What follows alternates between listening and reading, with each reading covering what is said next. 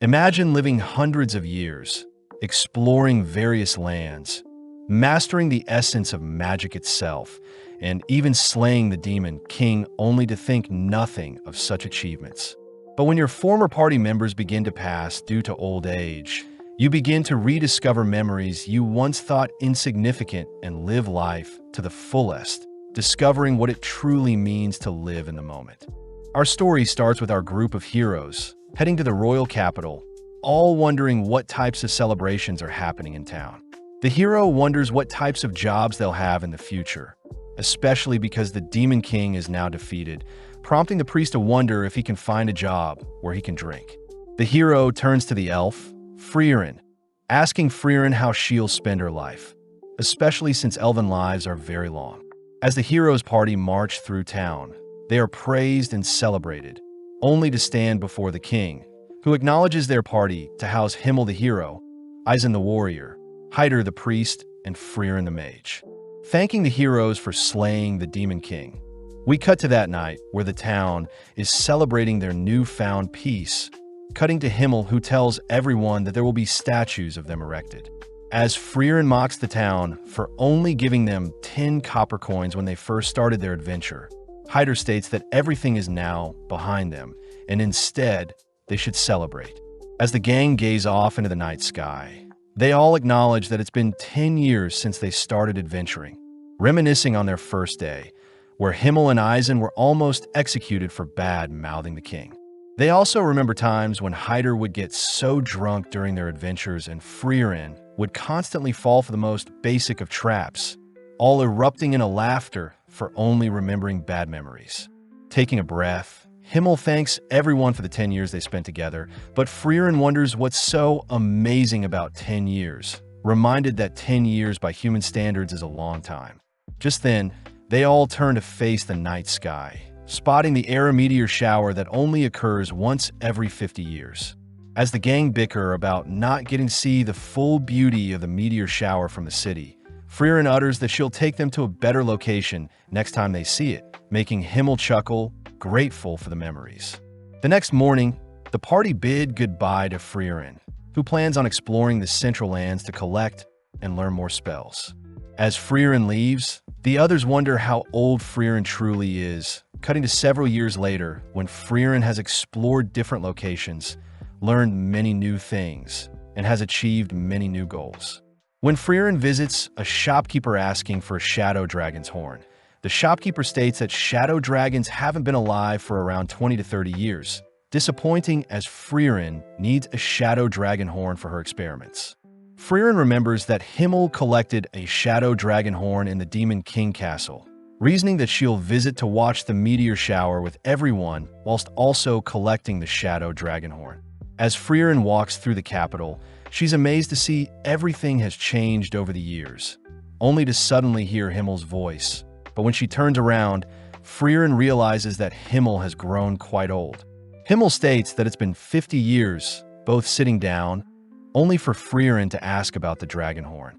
Remembering the memories from collecting the horn, Himmel happily gives Freeren the horn, telling Freeren that although she doesn't treasure the dragon's horn as much, Himmel himself never forgot the time spent collecting the horn. As Freeren heads outside to deliver the horn, she wonders what's the big deal about a lousy dragon's horn, only to head inside, asking Himmel to head out for the meteor shower. As they leave town, Freeren greets Eisen and Hyder, who are amazed to see Freeren hasn't aged one bit, but Freeren is still against Hyder patting her head. Freeren praises Eisen for seeming the same since they last met, something they all know is due to Eisen's dwarf heritage. As they begin to head off, Freeren tells them that the spot she picked out takes a week to travel to, but seeing as this is like the old days, they all gladly follow Freeren. As the gang tells stories over campfire and battle monsters like the old days, they all eventually make it to a lake, where Himmel thanks Freeren for their final adventure together, completely captivated by their final meteor shower together. With some more time passing, Himmel finally passes away, prompting Freeren and the others to attend Himmel's funeral, but Freeren is scolded for not showing any emotions, making her wonder what this strange feeling that is bubbling up inside her. As the day proceeds, Freeren begins reminiscing on her time with Himmel, all whilst watching his casket be buried, only to break down crying, regretting not spending more time to get to know Himmel better. A few days afterwards, Hyder reveals that he'll be heading back to the Holy City, getting one last look at Freeren as Hyder states he'll probably pass away soon due to all the drinking. As Hyder bids Isen and Freeren farewell, Freeren reveals that she will be starting her new exploration into humans, asking Isen to accompany her on her new journey. But Isen reveals that he too has grown old, asking Freeren to not look so sad. Seeing as there is nothing left, Freeren bids Isen farewell, both heading in the opposite directions, only to cut to 20 years after Himmel's passing, where Freeren is lost in the forest outside the Holy City.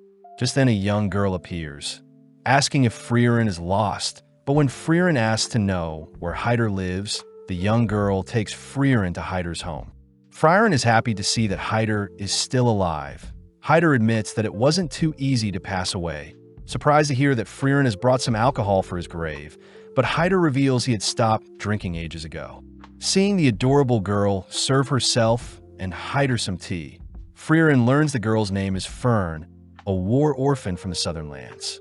Freeren finds it unusual for Hyder to adopt Himmel's kindness, but Hyder is more curious as to why Freeren is visiting him. Pleased to hear that Freeren just so happened to be visiting whilst on her adventure to learn more about humans.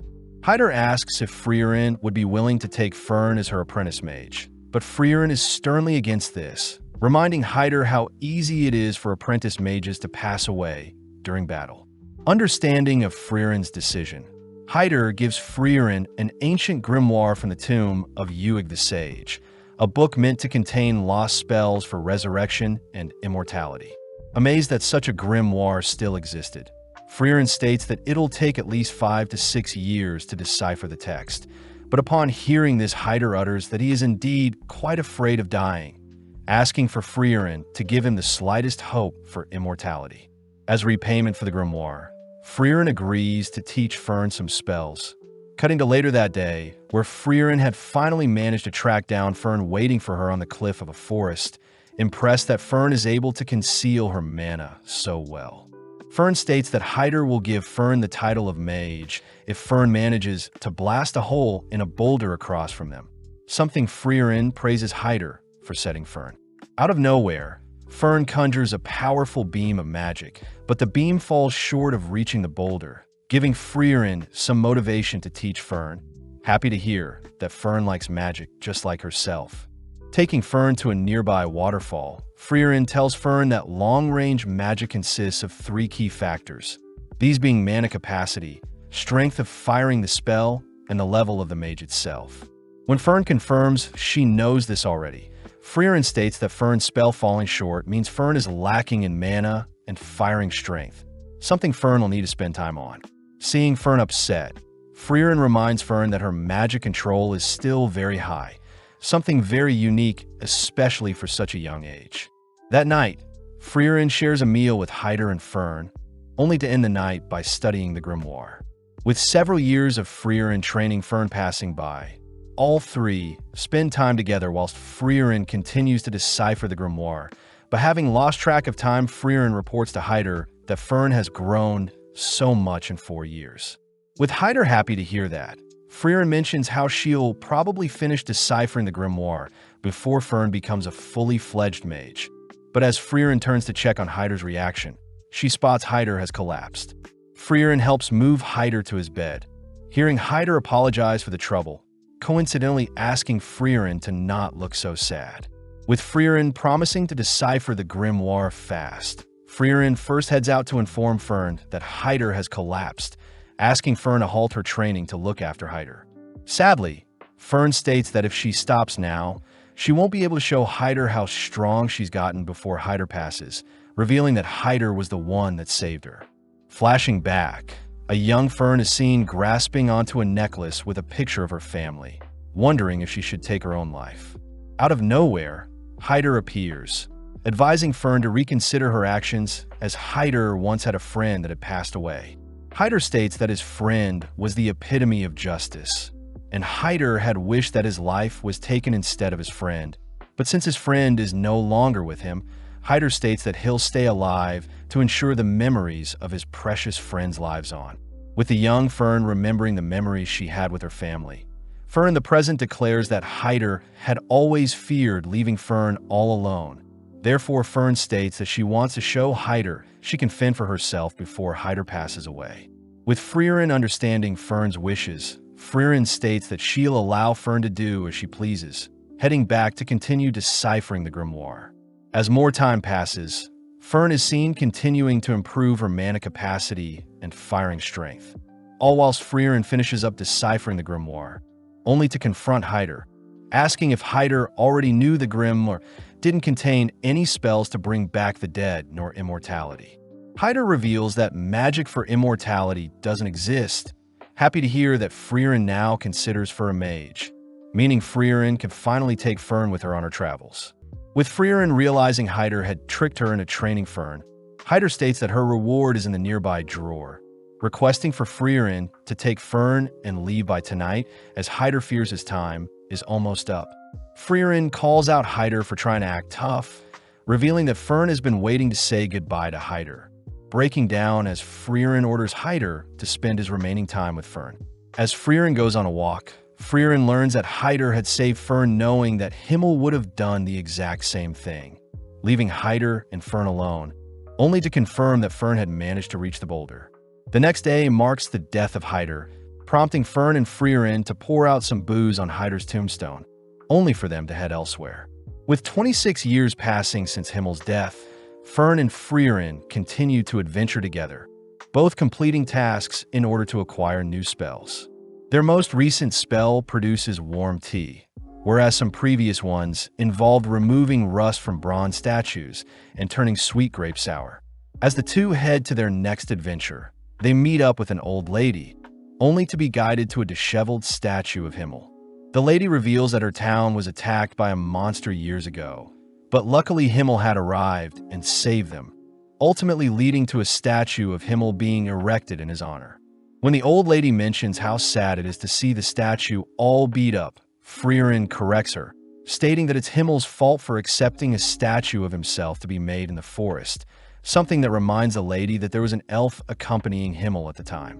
Without saying any more, Freeren helps clean up the statue, pleasing the lady, but the old lady finds it sad that the scenery around the statue is too plain. Before Freeren can use a spell to grow some flowers, Freeren suddenly remembers Himmel's favorite flower, the blue moon weed. As the old lady takes them back to her home, she's surprised to hear Freeren knows about the blue moon weeds, as they used to grow in a nearby forest, but have since long died out. Seeing Fern acting weird, Freeren asks to see what Fern is hiding, discovering that Fern was trying to hide seed rats in her coat, intending on setting them free. With both girls heading out, Freeren states that they'll be heading to the nearby forest in hopes of finding some blue moon weeds, something Freeren acknowledges is for her own selfish desires. With several months of Freeren and Fern searching for the blue moon weed, the girls grow used to spending time in town with the old lady and out in the fields. One day, Fern has a chat with the old lady, sad to see that Freeren is fixated on searching for this non-existent flower, even though Freeren could be saving lives. Hearing Fern so intellectually convey her feelings, the lady hands Fern a bag of seeds, asking Fern to tell Freeren how she truly feels. Mustering up the courage, Fern tells Freeren how she feels, prompting Freeren to apologize as she promises to end her search soon. Fern demands to know when, but Freeren points out that a nearby seed rat has stolen the seed bag the old lady gifted Fern and is leaving behind a trail they should follow. As the girls chase after the seed rat, Fern wonders why Freeren is so fixated on collecting spells, but Freeren states she only started collecting spells because a special someone had complimented her vast knowledge of spells. As both girls stop in front of an abandoned building, Freeren states that seed rats often hide seeds in different locations, but when Freeren spots a blue petal fall from the top of the building, Freeren flies to inspect her findings. Flashing back, Freeren remembers a time when Himmel had told Freeren his favorite flower was the blue moon weed and had wished he could show Freeren one day. On top of the building, Freeren is amazed to see so many gorgeous blue moon weeds, grateful to finally lay eyes on them. As Fern flies after Freeren, Fern still can't understand why Freeren loves collecting spells. But Freeren reminds Fern that Fern became a mage to impress Hyder, something very similar to Freeren's situation. As the girls return to show off their work to the old lady praises the girls for decorating the statue, but before Freeren leaves, she repays Himmel for his gift in the past. On the 27th year since Himmel's passing, Freeren and Fern are seen visiting a trading city of Worm, where Freeren is asked to split up to restock on supplies. When Fern calls out Freeren for making her buy everything, Fern has a bad feeling when Freeren goes off on her own to buy things, having bought a massive skull in the past, clothes dissolving potions, and even random books. When the two split up, Fern chooses to follow Freeren, fearing their traveling expenses will go to waste, but spots Freeren in front of an accessory store. With Freeren distraught at what to purchase, Freeren ends up settling on something, prompting Fern to continue to tail Freeren. Whilst passing through some alleys, Fern wonders if she should leave Freeren be, but when she overhears that Freeren is planning on buying some desserts, Fern gets jealous, having not had any desserts in months. Following Freeren into a smoky tavern, Fern gets worried that Freeren is lost, spotting Freeren speaking with some scary-looking men. As Freeren leaves the tavern, Fern notices that she's heading back to the inn, rushing to finish off her duties, only to apologize for finishing shopping so late. Brushing that aside, Freeren takes Fern to a dessert store in town, allowing Fern to buy whatever dessert she wants, revealing that she had been saving up money to treat Fern and herself. When Fern asks what Freeren would like, Fern corrects herself, stating that she already knows Freeren wants Merkur pudding, reminding Freeren of her time with the heroes, where Himmel had mentioned that he knows Freeren's favorite dessert is the Merkur pudding. When Freeren feels bad for not knowing much about the others, Himmel mentions his favorite food is an omelet. Eisen's favorite food are sour grapes, and Hyder simply loves alcohol. As Fern digs into her dessert, Freeren apologizes for not knowing more about Fern, handing Fern a gift, pleasing Fern as Freeren remembered Fern's birthday. Fern smiles upon receiving a hair ornament, telling Freeren that it's enough of a birthday gift that Freeren remembered her birthday, confusing Freeren. The next day, the two leave the city, but as Fern walks alongside Freeren with her new hair ornament, Fern asks what the end goal of their adventures are. Freeren simply states that she's simply collecting as many spells as possible, but she does want to retrace her memories with the hero party, something Fern is curious about. When Fern walks beside Freeren, Freeren realizes that Fern is now 16 and taller than her, but gets jealous at how Fern has already outgrown her in other areas. In the Forest of Grobe, Freeren is seen testing out Fern's defensive spells, pointing out how the gaps in Fern's barrier will be her downfall. When Freeren fires multiple projectiles, Fern manages to block with a simple barrier around her body, but ultimately runs out of mana. As the two continue through the forest, Freeren reminds Fern that defensive magic is powerful, but it depletes mana very fast. Therefore, it's best to only cast barriers at the points of impact. As they both cross a river, Fern states that she simply needs to master a single defensive spell, but Freeren scolds her for not reading the book she gave her, as magic theory is just as important as practical applications. Finally arriving at a village, Fern wonders what spells Freeren intends to collect at the village, but Freeren states that she's here for other reasons. Upon approaching some villagers, a village elder immediately recognizes Freeren's white elven hair, leading Freeren to where Qual was sealed. Along the way, Freeren tells Fern that Qual is the Elder Sage of Corruption, a demon that terrorized people for 80 years, up until Himmel and his party sealed him. When Freeren wonders how the Elder knew who she was, the Elder reveals that Himmel would always visit up until his passing, and spoke highly of Freeren, stating that she would take over and watch the seal when Himmel himself was gone. Upon arriving at Qual's seal, Freeren confirms that the seal is indeed weakening, so Freeren will break the seal and defeat Qual the next day. With Fern and Freeren staying the night, Fern deduces that Freeren was the one that sealed Qual, wondering why the heroes chose to seal it over slaying it. Freeren reveals that their party were unable to defeat the demon, as Qual was a powerful mage, having invented the Zoltrak piercing spell, first of its kind that could pierce any sort of defense and destroy the target's body. Legend says that 40% of adventurers and 70% of mages were defeated by that single spell.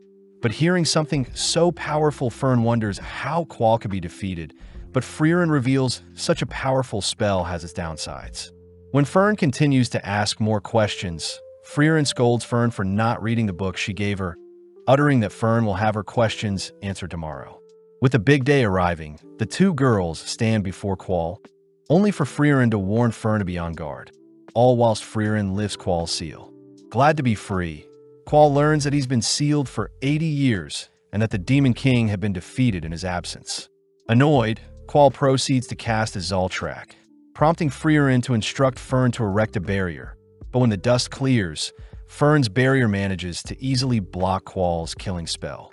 With Fern demanding to know why her basic barrier was able to block such a deadly spell, Freeren reveals that ever since Qual was sealed away, all of humankind had dedicated resources to studying and defending against the killing spell. After a few years, the humans incorporated said spells into their systems, and as a result, all types of defense magic were improved thanks to the demon. Amazed at what the humans were able to develop in the 80 years that he was sealed, Qual immediately begins analyzing Fern's barrier, noting how the barrier changes depending on the type of offensive magic, meaning the spell consumes a huge amount of mana. As Qual erupts with power, Freeren orders Fern to protect both of them as efficiently as possible, prompting Fern to erect barriers only in the location of Qual's projectiles. Unleashing a massive beam of magic, Qual is impressed that Fern is still able to block his overwhelming magic. But having forgotten about Freeren, Qual helplessly watches as Freeren casts her own Zoltrak killing spell. As Qual begins to disappear, Freeren and Fern head back to the village where Freeren is thanked by the village elder, grateful that they can now live in peace. When the elder hands Freeren his hat, Freeren recognizes the elder as the cheeky brat that flipped her skirt when they first sealed Qual. As the girls leave by carriage, Fern is seen finally reading the book Freeren gave her, but Freeren is glad that she could fulfill Himmel's trust and bring peace to the village once and for all. With the girls heading over to the Grand Channel, Freeren is sad to see the beach is littered with debris, unfortunate as the nearby village used to all clean the beach, but now there isn't enough manpower to tidy up the beach. The village elder requests that Freeren clean up the beach, handing Freeren a grimoire belonging to the legendary mage Flam. But Fern notices something suspicious. As Freeren accepts the offer, the elder leaves for now, but Fern states that she believes the grimoire is fake, something that Freeren already knows.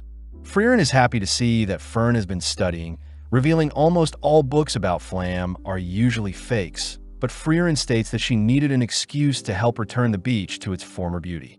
Skipping ahead to when snow has begun to fall, Fern is seen visiting a local bakery, chatting with the shopkeeper as Fern has been frequently purchasing bread from the bakery in the past 3 months. With Fern noting how it's already winter, Fern returns to a messy room, disappointed as Freeren is still asleep. As Freeren struggles to leave her bed, Fern is forced to help prepare, feed, and dress Freeren, dragging the sleepy elf through town and towards the beach. As the girls begin cleaning the beach, Fern points out how sloppy Freeren is, having been forced to take care of Freeren as if she were Freeren's mother. Fern wonders how Freeren behaved during her time with the hero party, but Freeren mentions how they were all very okay with Freeren oversleeping, but Freeren did get scolded once. With Fern curious to know more, the girls wrap up the day with a big fire using the debris, only to enjoy a nice dinner, reporting to the elder that they only have 1/3 of the job left. The elder wonders if the girls will be done by the New Year's festival, something Freeren says will be possible, but when the elder mentions how Freeren can finally join them and watch the sunset this time, Freeren acts awfully cold. The next day, Fern asks if the reason Freeren wanted to clean the beach was related to the festival, learning that every new year, the villagers would watch the sunrise. Freeren mentions how the beach is meant to beautifully reflect the sunrise, but admits that she never woke up early enough to actually watch the sunrise. With more time passing by, Fern continues to nurture our poor Freeren out of bed, both exploring the wrecked ships, discovering hidden gems, only to officially clean the beach of all debris. Completely mesmerized by the beach's beauty, the elder asks if Freeren will be joining them for the sunrise this year, shocking Fern when Freeren agrees to wake up early to see the sunrise. Fern wonders if Freeren will be able to wake up in time for the sunrise, but Freeren states that she'll simply stay up all night and that she wants to see what's so amazing about this sunrise. As Freeren stays up that night, she thinks about a time when Himmel had scolded Freeren for sleeping in and missed the New Year's sunrise in the same village. Confused as to why a mere sunrise would cause Himmel to be so upset they didn't get to see it together. Sadly, during the morning, Fern realized that Freeren is fast asleep, forced to drag Freeren out of bed, fearing that they'll miss the sunset. With both girls staring out into the horizon, Freeren notes how there is nothing special about the sunrise, but upon seeing that Fern is mesmerized by the sunrise's beauty, Freeren admits that Himmel was right, as she's enjoying the sunrise with Fern. Flashing back, we see Freeren and the hero party visiting the graves of Eisen's family, learning that his village was attacked by demons. Hyder chooses to kneel before the graves, praying for their souls to go to heaven. But Eisen mentions how he doesn't believe in the afterlife, prompting Freeren to reveal that thousands of years ago, everyone believed there was no afterlife. But since magic can't observe where souls go, it's hard to define what is truth and what isn't. Hyder states that since there is no actual proof for either side, Hyder likes to think there is a heaven. That way the people that are doing good for the world can at least pass believing that their life was worth it. With the hero party joining Hyder in praying for Eisen's family, we cut to the present where Eisen is once again praying for his family, currently located in the Brett region. Out of nowhere, Freeren calls out to Eisen, weird as they haven't spoken to each other ever since Himmel passed away 30 years ago. As they all sit down for some tea, Eisen is shocked to see Freeren has an apprentice, but Freeren asks if Eisen needs help with anything. Eisen mentions how Hyder and himself had been updating each other with letters.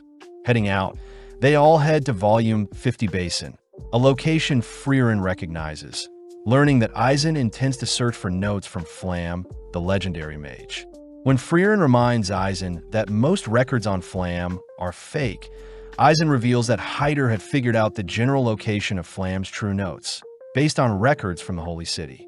With Freeren convinced, they all agree to start looking for a massive tree. But upon seeing Fern disappointed, Freeren states that they should hurry, surprising Eisen as Freeren never cared for anyone else's time.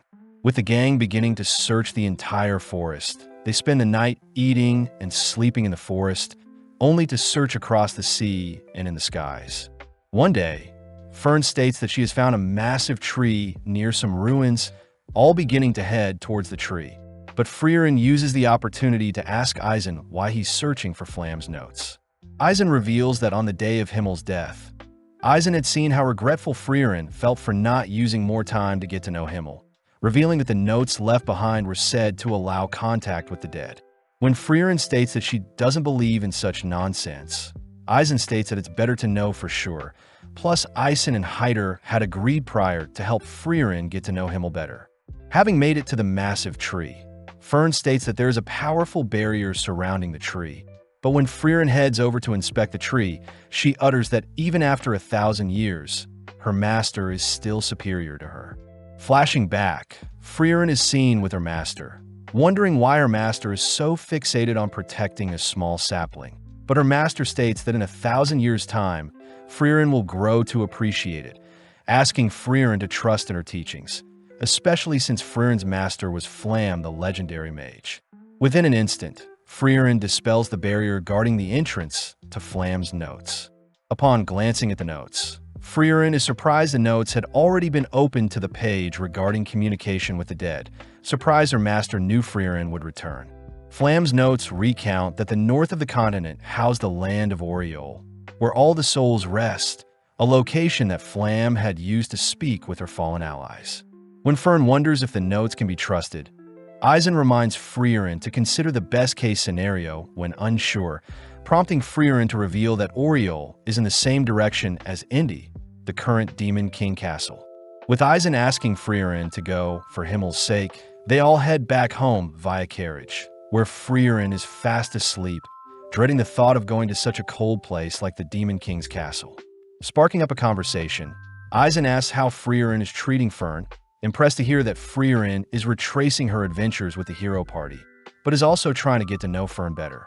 Hearing this, Eisen thinks back to how cold Freeren was back then, having never imagined Freeren would take on Apprentice, but reassures Fern that Freeren is a great teacher. As they all return to Eisen's home, Eisen apologizes for not coming with them, checking to see if Freeren remembers the path to Indy, relieved to hear Freeren still remembers it to be through the Will region, across the Regal Canyon and past the Northern Land checkpoints. As Freeren begins to leave, Eisen informs Fern that it'll be a 10-year adventure, reminding Freeren of her adventure with the hero party, but Freeren states that it won't take too long. As Fern leaves with Freeren, Fern thinks about how she spent half her life with Freeren, flashing back to one of Fern's last conversations with Hyder. Hyder jokes about haunting Fern if she doesn't behave around Freeren, but Fern surprises Hyder with how mature she's grown, making Hyder promise to visit her when he passes. With Fern resting by Freeren's side, the girls ride a carriage to the nearby town of the Will region. But as the girls head through town, they're stopped by a shopkeeper that warns the girls not to go into the mountains. The shopkeeper says there are rumors of ghosts taking people away, but when Freeren gets curious about what type of ghosts, the girls head around town asking for everyone's stories. Apparently, the townsfolk saw ghosts of their departed family in the mountains, with some people saying that the ghosts spoke. When Fern wonders if it is the work of undeads, Freeren states that undeads wouldn't appear as ghosts, as undeads normally appear in the form of rotting corpses or skeletons. With the girls heading to the rooms, Fern notes how Freeren probably knows what is causing the ghosts to appear in the mountains, but is cut off when Freeren states that they'll only be staying for a single night in town. Fern demands that Freeren help out the villagers, but seeing Fern so serious about helping the villagers, Freeren agrees to help. As both girls head into the mountains, they explore the locations of said disappearances, where Freeren quizzes Fern on what type of magic created the ghosts, satisfied to hear Fern believes it's illusion magic. Heading deeper into the mountains, Fern briefly remembers a monster that used illusion magic to hunt its prey. A monster Freeren states is the AnimeSum. The AnimeSum usually uses illusion magic, creating phantoms of people's loved ones to lure them and only to devour the targets. Luckily, Freeren mentions how the AnimeSum's illusion magic can be easily destroyed by a mage's projectile, but warns Fern that it may be difficult, as Freeren had to destroy the illusions of her master begging for her life. Upon entering a misty forest, Freeren orders Fern to prepare for the worst, only for Fern to spot an illusion of Hyder in the distance. Preparing to destroy the illusion, Fern suddenly hears Hyder speak fondly of her, realizing the monster is using Fern's memories to put Fern at ease. When Freeren tries to help Fern out, Freeren suddenly spots an illusion of Himmel, surprised as she was expecting an illusion of her master. Wondering if she has changed, Freeren nonchalantly destroys Himmel's illusion, clearing the misty forest and revealing the AnimeSum to Fern, prompting Fern to disintegrate Hyder's illusion and the monster. As Freeren reassures Fern that Hyder won't be mad that Fern struck an illusion of him, the girls head into the Regal Canyon, spotting a massive crimson dragon along with its nest, where Freeren spots the grimoire she's been looking for. Freeren states that dragons use magic-infused items to build their nest, asking Fern to take out the solar dragon. But when Fern conjures a powerful spell, her spell simply deflects off the dragon's thick exterior. With the dragon now awake, Freeren cries that they should flee, forcing Fern to lure away the dragon. But having barely managed to lose the dragon, Fern cries that as mages they will have a hard time defeating the dragon. Freeren acknowledges Fern's cries, uttering that they'll need some help as we flash back to when Freeren and Eisen were camping out in the forest. Eisen states that he has an apprentice of his own by the name of Stark, stating that he'll be a great frontliner for Freeren's adventures and that Stark lives in the village near the Regal Canyon. As the girls visit the nearby town, they wonder why the villagers aren't more afraid of the dragon. But Fern asks why Freeren wants the grimoire so badly. Freeren reveals that the grimoire has a spell that allows mages to see through clothes, weirding Fern out. But out of nowhere, an old lady states that Stark wants to meet the girls. Surprised, the girls follow the old lady, learning that 3 years ago the Crimson Dragon had massacred their town. But luckily Stark had arrived, scaring the dragon away, and ever since has been protecting their town. Upon arriving near a massive rocky wall, Stark is seen playing with some town kids, only to greet Freeren and Fern, asking them to not agitate the dragon so much. Stark tries to point out that he received a mark from the dragon in the past, but Freeren simply asks for Stark to drop the act.